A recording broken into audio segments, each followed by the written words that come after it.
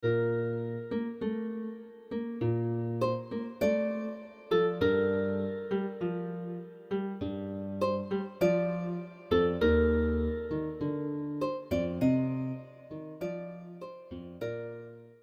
in Plainsview, Texas, until the age of 18. Once 18, he left his family to serve in the U.S. military in the war with the Japanese. World War II began because of Hitler's decisions in control of Nazi Germany to dominate the world and gain control especially of the agrarian resources. In order for the German people to get living space, he was allied with Japan, which intended to control the much larger nation of China, as well as Italy, which had ambitions to control parts of the Balkans and several small countries. Hitler had successfully taken control of Austria and Czechoslovakia by early 1939. When Britain and France reversed their policy of appeasement and switched to a policy of deterrence, warning they would declare war if Germany attacked Poland, Hitler thought they were bluffing. He signed an agreement with the Soviet Union in late August that divided up Poland and the Baltic states.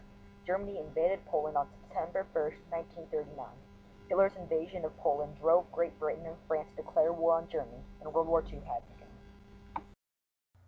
After Jim Stoddard's enrollment in the military, he was then shipped to the Philippines, which was overran by Japanese in 1942. For the next 3 months, the camp battled the Japanese in the Battle of Bataan. In the end, the Japanese claimed their victory along with 70,000 prisoners of war. This Japanese victory began an 80-mile march from Maryville's Bataan to Camp O'Donnell in San Fernando, Pampanga.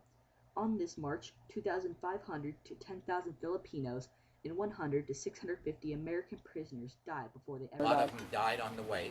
A lot of them were killed by the Japanese on the way. If a person fell down or something, they were just killed. They just killed them. At the camp, food was scarce, and what the camps served were almost unedible. Instead, the prisoners would catch and eat bugs, frogs, whatever they could get their hands on. Camp O'Donnell also had gassing chambers, and thousands of prisoners were executed without reason.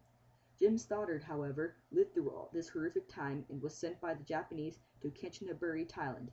Here, only a handful of Americans and hundreds of Filipinos were forced to construct the bridge over the River Kwai in October 1943. After its completion in February 1944, it was bombed by the U.S. and the builders were punished. It happened, prisoners would get the bridge built part way. The Americans would find out about it, and so they'd send bombers over and bomb the bridge. So when they did that, they took Jim and the other Americans and beat them up because they were American, and the Americans did the bombing. Yeah. So they tortured him. They, pulled his fingernails off. They buried him up to his head. After being released from this Vietnamese war camp, he was shipped to Washington, D.C., where he re-entered the military. Here in the military, he spent his last years serving his country. And on December 21st, 2005, he died at the age of 87.